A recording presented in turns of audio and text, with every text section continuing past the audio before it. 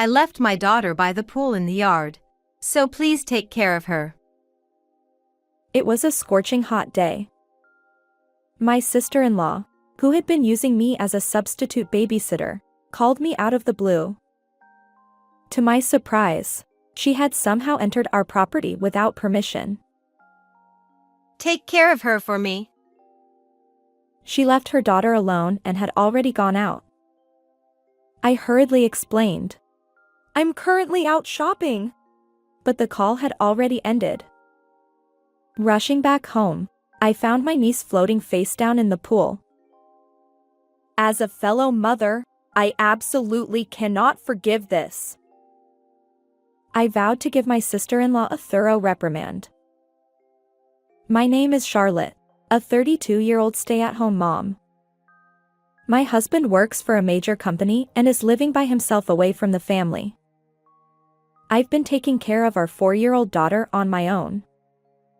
Our in-laws live nearby, and our relationship with my husband's sensible and kind parents is good.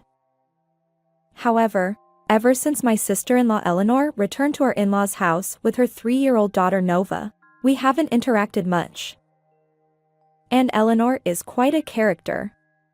She's separated from her husband, Logan, and they're going through divorce mediation. According to her, Logan mistreated both Eleanor and Nova on a daily basis, which led her to escape and seek refuge here. Given that we hadn't been closely involved with Eleanor's family, I was surprised when I heard her story. Logan seemed serious and kind. Nevertheless, Eleanor is now living with our in-laws while preparing for the divorce and searching for work. Initially, I sympathized with her situation and said things like, "Let me know if there's anything I can help with." Hey there. Charlotte, can you take care of Nova again today?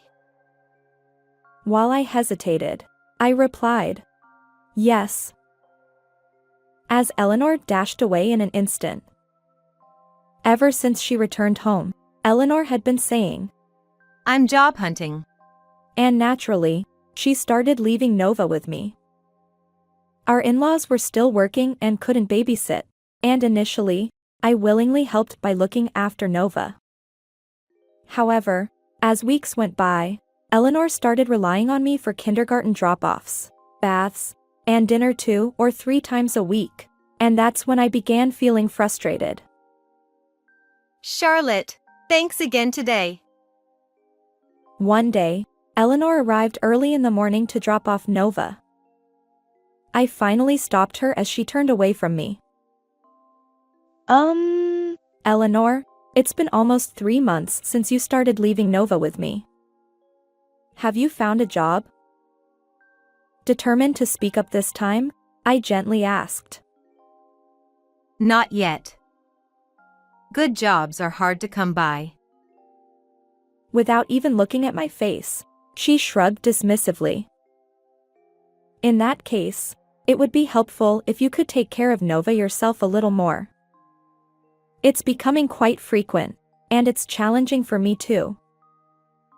Eleanor pouted, her cheeks puffing up, and retorted, What? You said you would help me.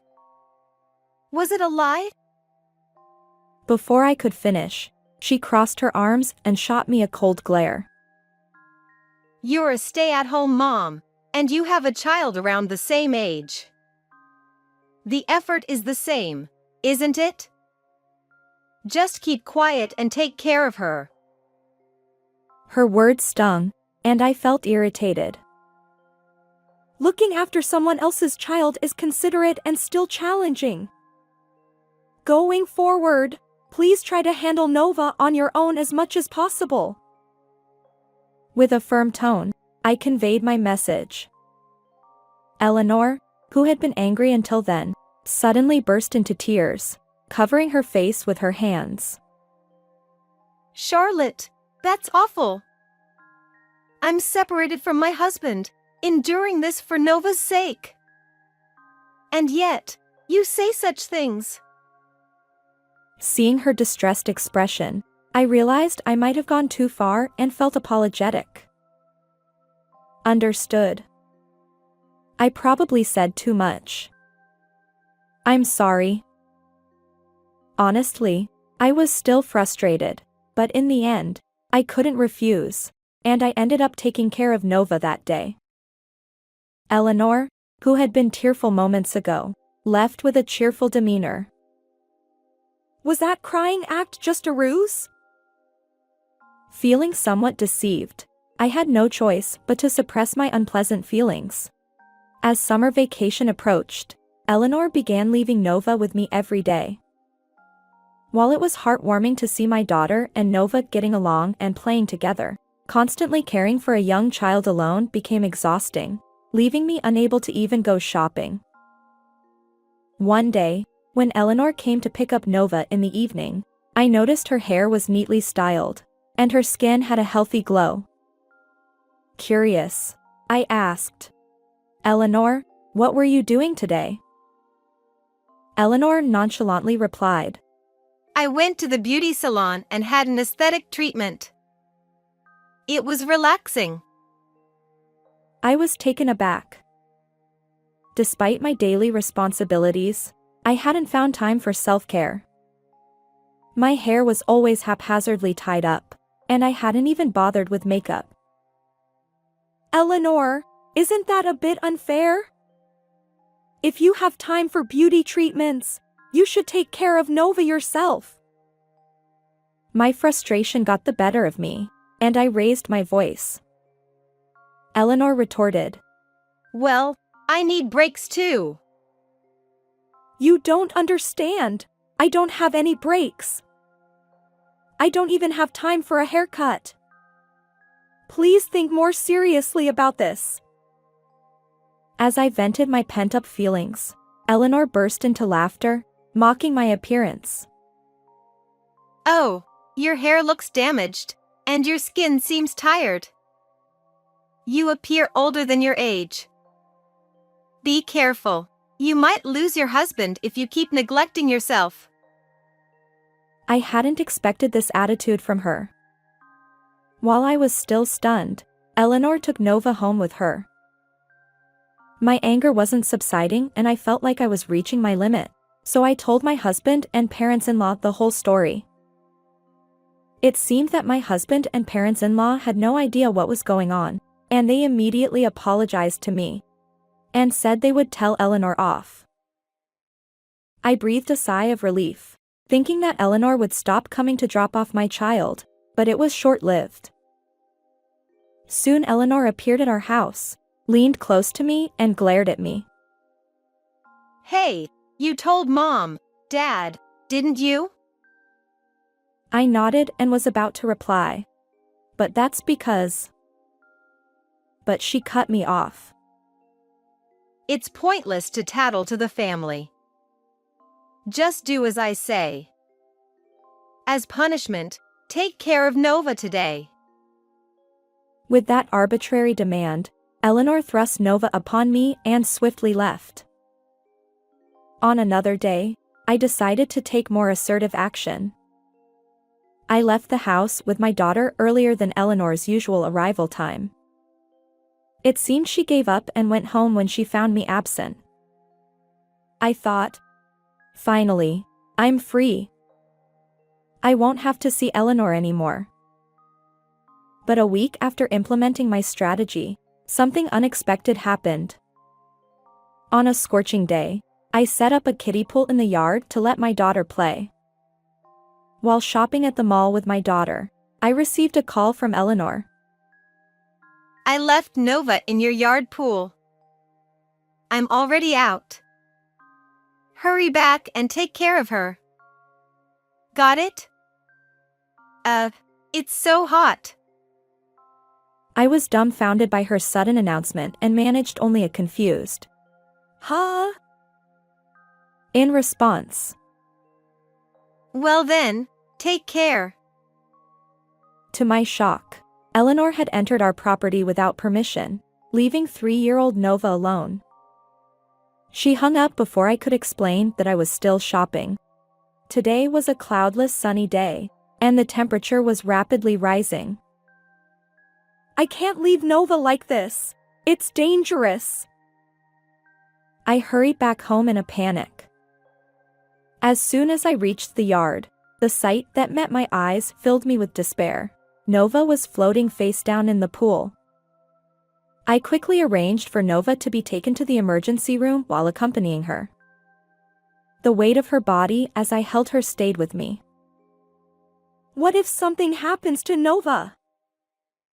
Despite multiple attempts, I couldn't reach Eleanor on the phone. Trembling, I waited outside the treatment room when a nurse, slightly younger than me, approached me. Her serious gaze revealed something shocking. Listening to her story, my frustration boiled over. So that's what happened. As a fellow mother, I absolutely cannot forgive this. I resolved to thoroughly reprimand Eleanor for her actions. Half a day later, I faced my husband's parents at our in-laws' house. Eleanor's cheerful voice interrupted the somber atmosphere. I'm home. She entered the living room, surprised to find us all dressed in black. What's with the mourning attire? Is someone's funeral happening? My in-laws and I looked at Eleanor in silence. Earlier today, when Eleanor called, I was out. I rushed back, but it was too late. Nova was floating face down in the pool. I conveyed this heartbreaking news in a small voice, and Eleanor's face turned pale. What? What are you saying? There's no way Nova could drown in such a shallow pool. She immediately shook her head, denying my words. Perhaps she thought I was lying. I stepped forward, closing the gap between us. Children can drown even in 0.5 feet of water. It's unforgivable to take your eyes off them during water play. Eleanor trembled but quickly reddened her face, gritting her teeth. Unbelievable! How could you let this happen? It's all your fault. Your negligence caused this. Despite leaving 3-year-old Nova unattended in our yard pool, Eleanor accused me as if I were the villain. I couldn't help but exclaim, "What?" Turning her gaze to her parents, she said, I did indeed leave Nova with her. But Nova's death is her fault. Eleanor shifted her gaze away, suddenly flustered. I pulled out my phone and played the recording from earlier, the evidence of Eleanor leaving Nova with me. My father-in-law's angry voice echoed. You knew Charlotte was out, and you left Nova behind. Eleanor stumbled over her words. As we all glared at her, she looked down, visibly distressed. Wait. Is this going to be a crime? No, I don't want to get caught. Eleanor's lack of concern for Nova, even in this situation, left me exasperated. She's beyond help. Do you have anything to say to Nova? I asked, but she remained speechless.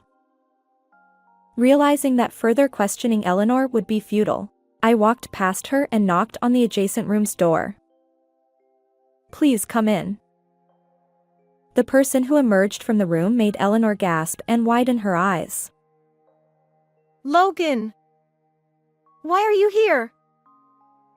The person I had secretly invited was Eleanor's estranged husband, Logan, currently in the midst of divorce proceedings. His clenched fists and intense expression resembled that of a demon. Handing Nova over to you was a mistake. Logan's voice trembled as he confronted Eleanor, who stood frozen in shock. You falsely accused me, portrayed me as the villain, and then took our daughter away. What are you doing? His anger radiated. Eleanor, shielding herself, pleaded. Don't hit me. You ever abused us. Don't lie in front of Mom and Dad. I played another recorded conversation from my phone. Eleanor's mocking voice filled the room. My husband is wealthy but boring as a man. The audio continued. I'll fabricate wrongdoing, squeeze alimony and child support out of him.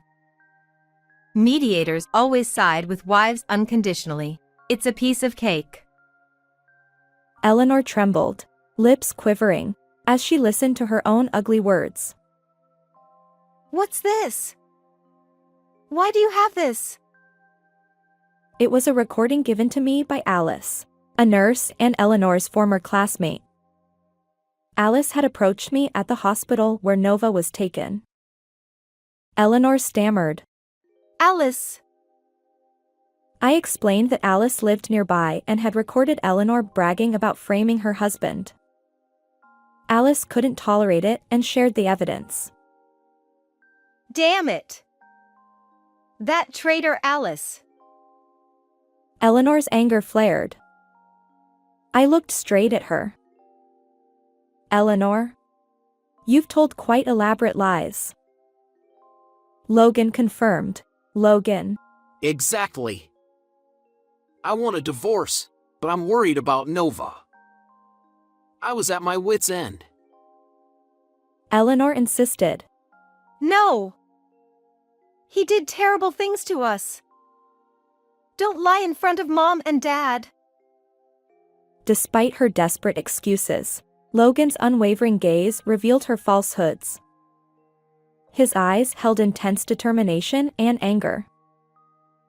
I earned a living and worked hard at parenting Nova. You, a stay-at-home mom, played around and did nothing. Eleanor retorted, but I stepped in to prevent a confrontation. What were you doing while I took care of Nova every day? I asked. Eleanor hesitated, her usual bravado absent. Well, I was job hunting. She began. As her excuses dwindled, I sighed deeply. More lies. So, what's this? Logan placed several photos on the table, images of Eleanor arm in arm with a young man entering a hotel. Logan. I suspected Eleanor when she suddenly demanded a divorce, so I hired a detective. This is the result. His voice shook. Eleanor's face turned pale. You've been cheating since before your separation. And you left Nova with me daily to meet your lover. Apparently, it was all true. Eleanor could only murmur. Ugh. Her guilt was evident. Finally, you abandoned your child by the pool. You're not fit to be a mother, or even a decent human being. I raised my voice, expecting remorse. But Eleanor's response was unexpected. Shut up. It's not my fault. Nova died because of you. Now I'll lose child support too. She lashed out, leaving Logan, my in-laws, and me dumbfounded, collectively sighing in disbelief. Nova is alive. She's currently under observation at the hospital. Yes, it turns out that Nova was in a dangerous situation but managed to survive. Eleanor exclaimed. What? Why didn't you say so earlier? Phew, that's a relief. Now I won't be charged with a crime. So, which hospital is she in? Upon learning the truth, Eleanor's relieved expression infuriated me. She cared more about herself than her daughter's life, a truly exasperating attitude. Logan, her estranged husband, intervened. I won't let you see Nova. I have evidence, and I'll present everything during mediation. Even if it means going to court, I'll fight for custody. When I remarked that Eleanor had no chance of winning, she looked stunned. My father-in-law declared. We're cutting ties with you. Leave this house. My tearful mother-in-law added, You're no daughter of mine. as Eleanor stood there, shocked by their disownment. Distant police sirens grew louder. Eleanor protested. Wait. They're approaching. She's alive, so I won't be charged, right? I glared at her and calmly said, leaving a child in a dangerous situation is a crime. I called the police. You must face the consequences. As the sirens closed in, Eleanor trembled, covering her mouth. She wailed, clinging to my in-laws, but they coldly pushed her away. She couldn't escape, and we all watched as the police took her into custody. Afterward, Eleanor faced severe consequences, with a criminal record. Logan won custody of Nova through mediation. He demanded $30,000 in alimony from Eleanor. Her affair partner faced similar claims, leading to their breakup. Eleanor was evicted from our home and now lives in a rundown apartment, working multiple jobs to repay her debts. Despite her financial struggles, I felt no sympathy for her. A year later, my husband and I are raising my daughter together. When Logan visits my in-laws with Nova to show my in-laws, we play as a family. We hope for a peaceful life with our loved ones. How did you like this story? Don't forget to subscribe to our channel. Until next time.